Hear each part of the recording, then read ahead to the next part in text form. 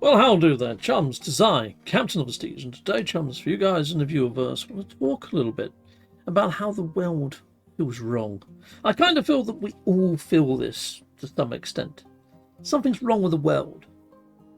The chaos, the clashes of culture, the stories in the news that make you sick to your stomach, acts of cruelty that feel inhumane, a numbness spreading through society, a lack of empathy that wasn't there before.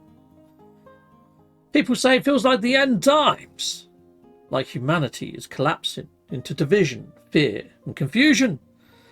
What if this isn't the end? What if this is a test? What if this moment right now is a point where humanity decides whether it evolves or whether it collapses, people? That's what this video is about today. Yeah, it's not quite the normal cup of tea with Captain Steve, is it? You know what? This is actually an empty cup. I'm going to go fill this back up. I'll be right back up here and we'll continue on with this little chat, people. The problem? We have become pockets of division. Look around! We've become pockets of divided people, divided by culture, divided by belief, divided by identity and divided by fear. Everyone is shouting. Nobody is listening. And the world feels like it's tearing itself apart. But there's a truth nobody wants to say out loud. Diversity was never meant to divide us. It was meant to complete us. The evolutionary truth, humanity is a mosaic of superpowers. For thousands of years, human populations adapted to different environments. Some evolved for heat, for cold, for altitude, for endurance, for strength, for cognition. Humanity is a mosaic of environmental superpowers, a species shaped by every climate on Earth. And for most of history, these traits stayed separate, until now. The melting pot, for the first time, all traits are mixing.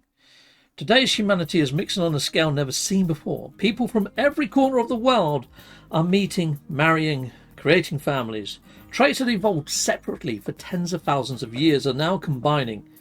Heat-adapted traits, cold-adapted traits, altitude, endurance, and strength traits.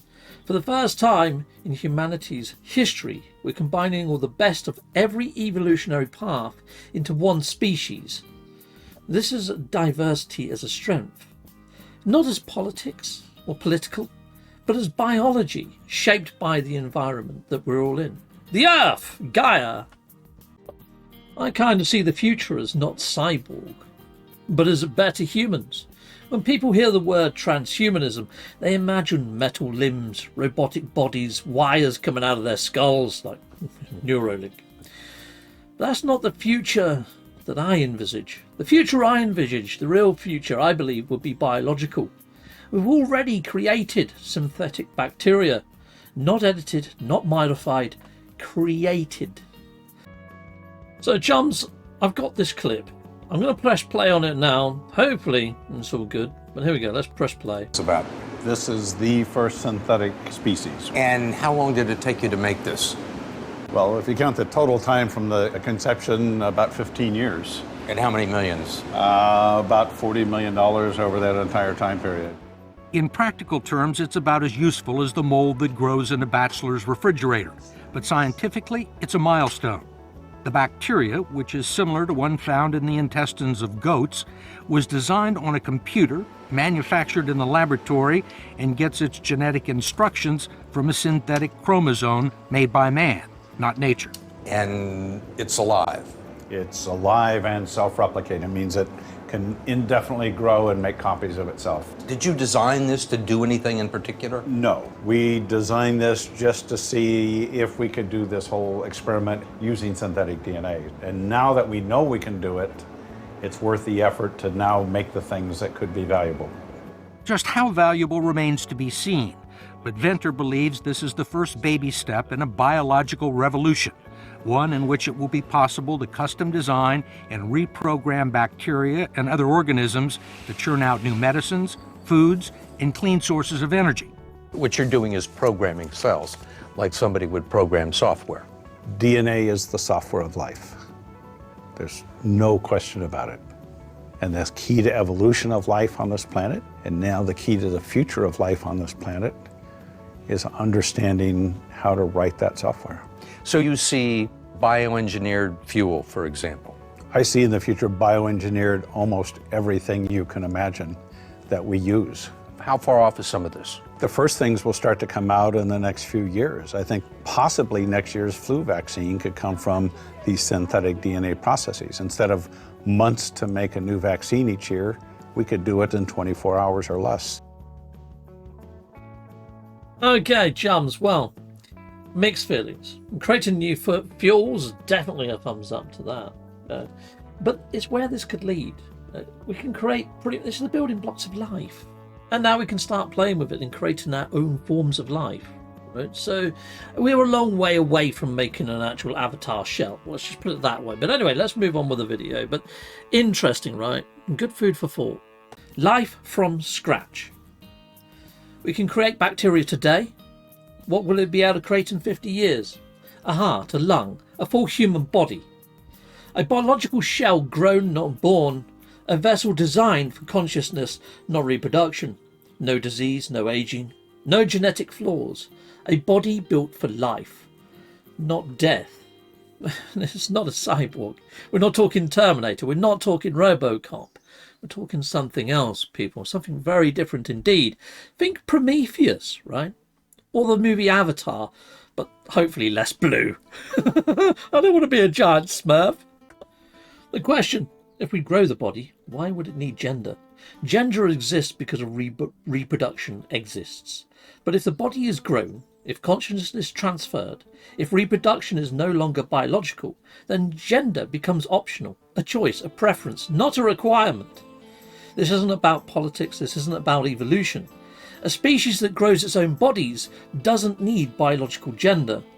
It needs unity, it needs purpose, it needs consciousness. And I believe the sea of consciousness is what we're all aligned to. We're all part of the cosmic consciousness. Does it actually fall into religious parameters? I think that's a discussion for a future video. The cosmic perspective, if anyone is watching us. And here is the thought that keeps me awake at night. If any ancient intelligence ever guided us, if humanity was ever part of a larger experiment, if someone out there is watching us to see how we evolve, what would they see right now? A species divided by culture, by belief, by identity, by fear, or a species finally beginning to mix, to unify, to combine all of its strength into something new? Because if they return, they won't be looking for our politics, they won't be looking for our tribes, they won't be looking for our arguments, they'll be looking at our unity and whether we've grown beyond the limitations of biology. And when I'm talking of they, I'm kind of alluding to the Anunnaki. Ancient Sumerian texts, the first people to ever record religion were the Sumerians. And they said that we were designed and created by those who came from the stars, the Anunnaki. I myself wonder whether the Anunnaki have been here all this time. And Nibiru isn't a wandering planet at all, but it's maybe the name given to a sub-dimension that we can't see and that might return. That's what I'm wondering, people. So in closing, this isn't the end, it's a transition. Or at least I feel that we're on the cusp of one anyway. Yes, the world feels chaotic. Yes, people feel divided. And humanity feels lost. And empathy. Empathy is definitely lacking. But I don't think this is the end of the story. I don't think this is the end times in any biblical sense that people are saying. I feel it's a transition. The moment before a breakthrough, the moment before unity, the moment before evolution. I don't think the question is, will humanity survive? I think the question is, what will we become? And I think that's a very interesting question. Something to sort of like null over and ponder upon. So I'm just going to have a little sip of my tea while you ponder a little bit, people.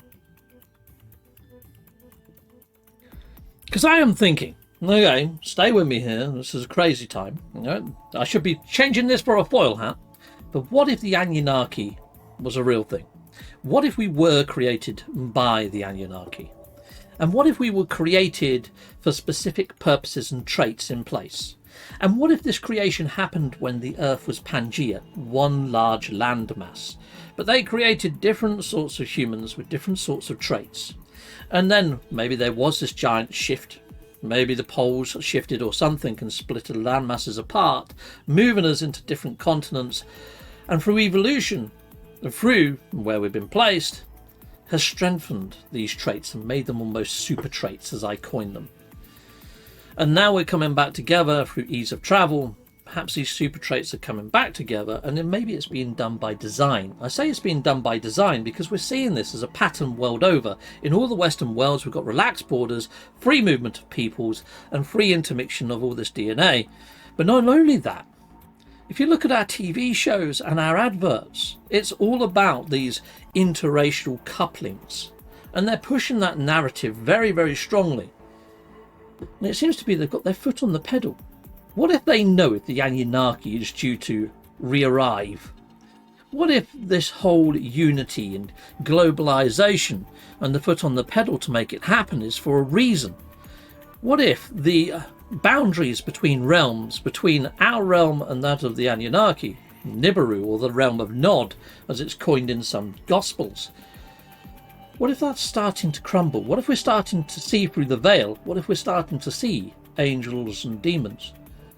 What if the Anunnaki are angels and demons, interdimensional beings, not aliens? What if they're seen coming from the stars, but they're just coming from the heavens, coming from the sky, or coming from the ground, coming from everywhere, interdimensional? It does make you wonder, people, or it makes me wonder anyway. I mean, if you try to apply this to earthbound ideas and concepts, the only thing that comes close is a modern version of eugenics. But to what end and why? Why would the global elites want this smelting pot of DNAs to take place? Is it to further and better medicine and education of science? I mean, that could be it too. I'd much rather delve into the realms of the Anunnaki and the mythological realms, though.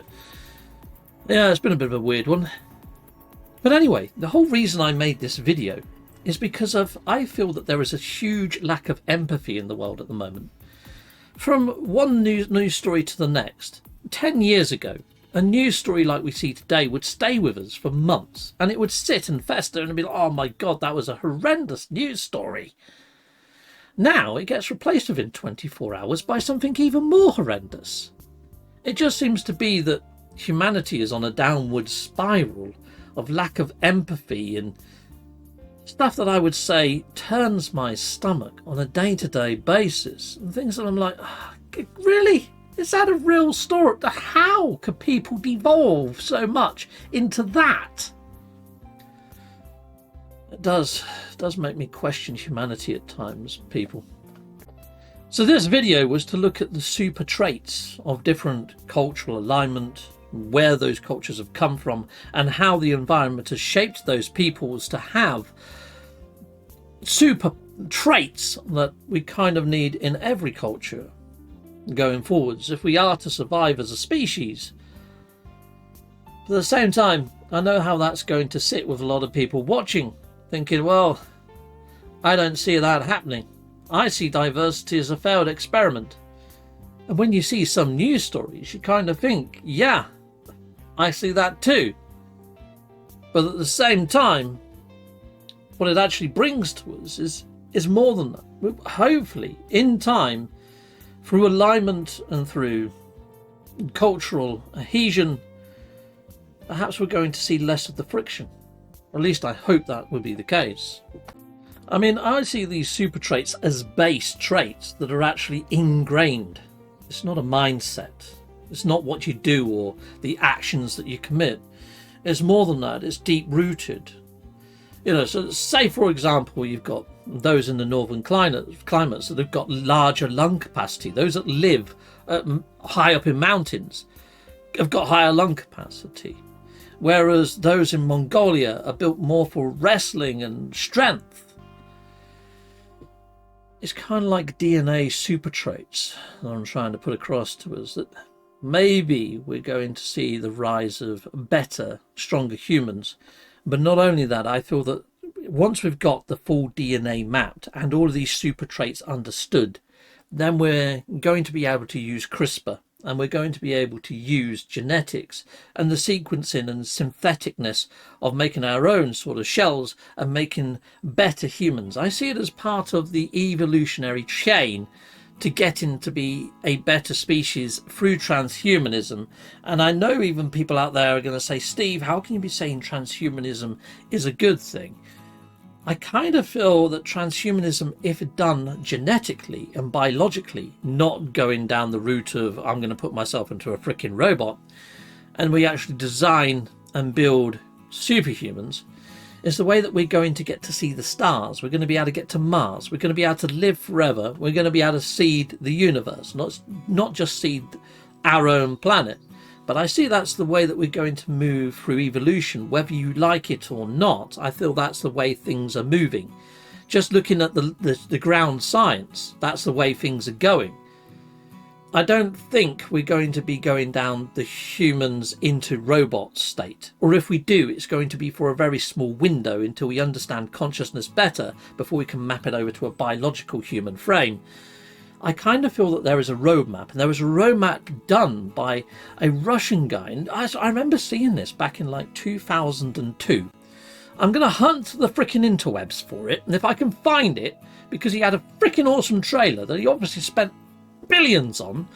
Well, probably not billions, but anyway, if I can find the trailer, and if I don't get copyrighted for it, here's that trailer, if I find it. The world is on the verge of global change. The speed of data transmission has increased by multiples of millions. The rate of globally significant events and that of discoveries and crises is growing exponentially. Our civilization is like an uncaptained ship sailing on rough seas with neither chart nor compass, all the while moving faster and faster. The time we have to make the right decisions is shorter and shorter. We are facing the choice to fall into a new dark age, into affliction and degradation, or to find a new model for human development and create not simply a new civilization, but a new mankind. Historic crises show that to break the deadlock, we need technological revolution. It is clear that today's revolution will also require the deepest social transformation. The world's community and leaders should encourage mankind, instead of wasting resources on solving momentary problems, to focus on the technologies of the future: nanotechnology, biotechnology, information technology, cognitive technology, genetics and robotics. Doing so will allow us to find new sources of energy, create fundamentally new architecture and transportation, allow unprecedented developments of human cognitive abilities, refine artificial intelligences and brain-computer interfaces, simulate complex systems, create humanoid robots and cyborgs, and with the help of nanorobots, we may develop manageable matter. Find ways to transfer one's personality to an artificial carrier. Yet what we need is not just another technological revolution, but a new civilizational paradigm. We need new philosophy and ideology, new ethics, new culture and new psychology, and even new metaphysics. We must reset our limits, go beyond ourselves, beyond the Earth, and beyond the solar system. This is an adequate response to the challenges of our time. Thus, new reality and future man will arise. Could it happen spontaneously, by itself? Unlikely. Humanity does not have a master plan of its development. It seeks stability. It lives in the present and does not plan. It preserves the status quo and tries to escape development. It does not tend to map future centuries and take responsibility for evolution. In consumer society's culture, there is no evolutionary vocabulary and rhetoric. To break the deadlock, the Russia 2045 movement was founded. It is a mega project intended to reach new heights and meanings. We intend to create a new vector for civilization, aimed at constant human development and evolution.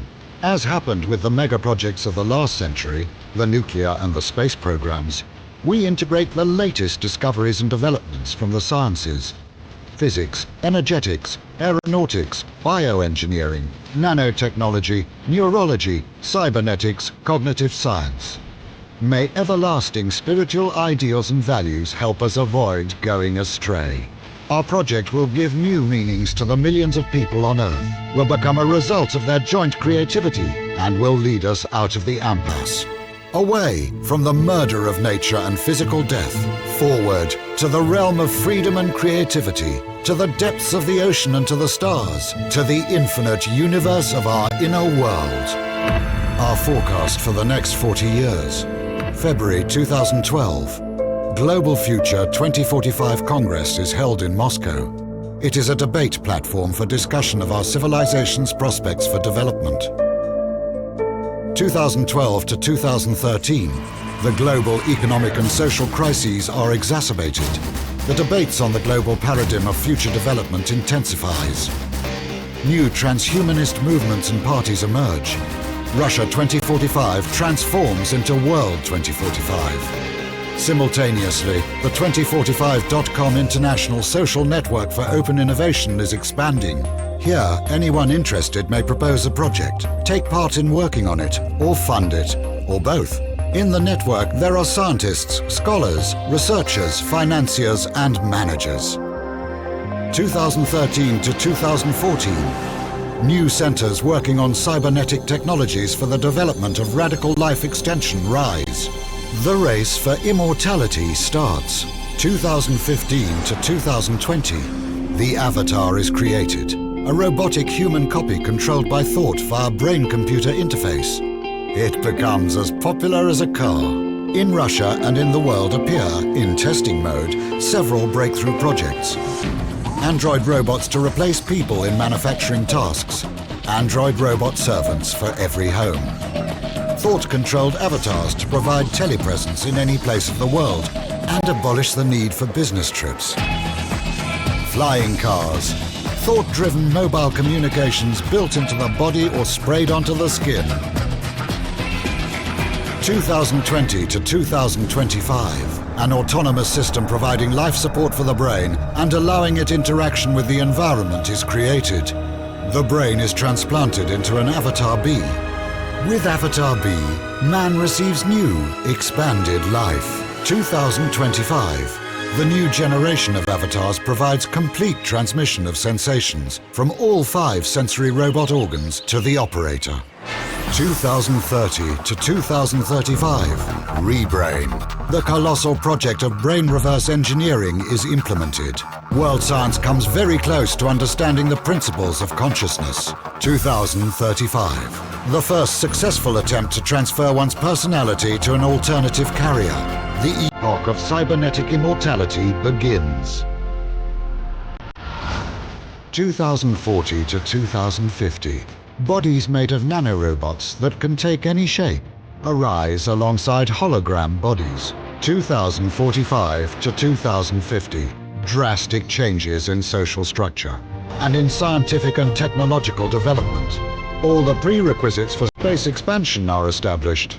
For the man of the future, war and violence are unacceptable. The main priority of his development is spiritual self-improvement. A new era dawns. The era of neo-humanity.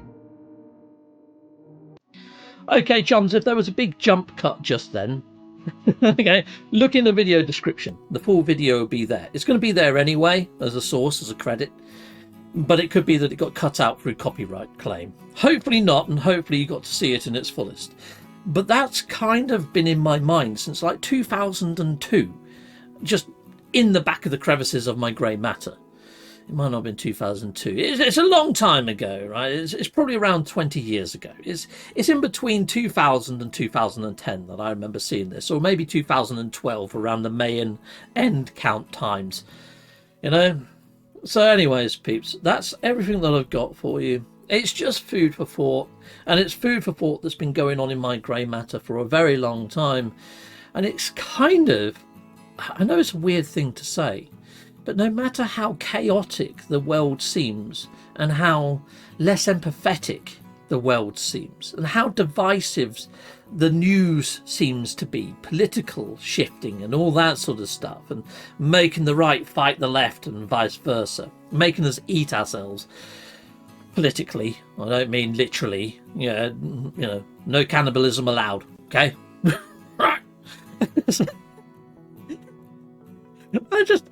I just feel, when I look at this and look at the way human endeavour could go, and what that actually means for getting out there and discovering the universe and pushing humanity to the next step of evolution, that's always been on my mind. And I've always thought, well, no matter how bad things get, out of chaos will become order at some stage. And is all this chaos just to create a better foundation of humankind? And then when I see all this stuff happening, it all seems planned and orchestrated, and it seems like there's a foot on the pedal to make it happen right now, not just here in the UK, but everywhere. It just feels like somebody knows something. They can't be doing all this on purpose, because it just seems stupid. It just seems less common sense than common sense.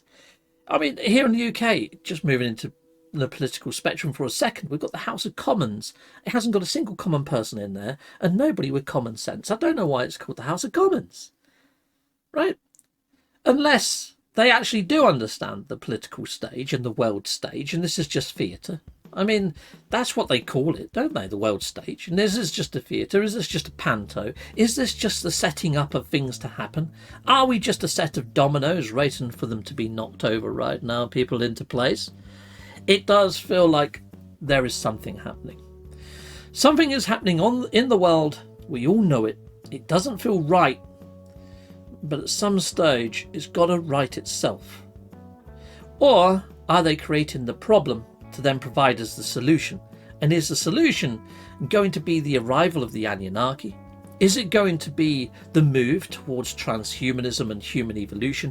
Are we going to be moving down the realms of STEM research, designer babies, and all that sort of shenanigans? Is that scary to you? Or is that, hold on, maybe that could embetter humankind? It's the debate I'd like to have, and it's a debate I've been having in my own mind, and I'm still going to and fro. Yes, it's good. No, it's not. It can't be much worse than it is now. It can't get any worse than it is now. Let's try something new. Anyway, I've got a cup of tea here, and it's getting cold. But yeah, I just wanted to share with you what's going on inside of my head from day to day when I see these freaking news stories that give me nightmares, people, and how I tend to deal with them in my head. How do you deal with them in yours? Sound off in the comments. Let me know. Let me know what you thought of this video. Did you like it? Has it been thought-provoking? Did you have a lovely cup of tea with it? Until next time, goodbye, and goodbye again.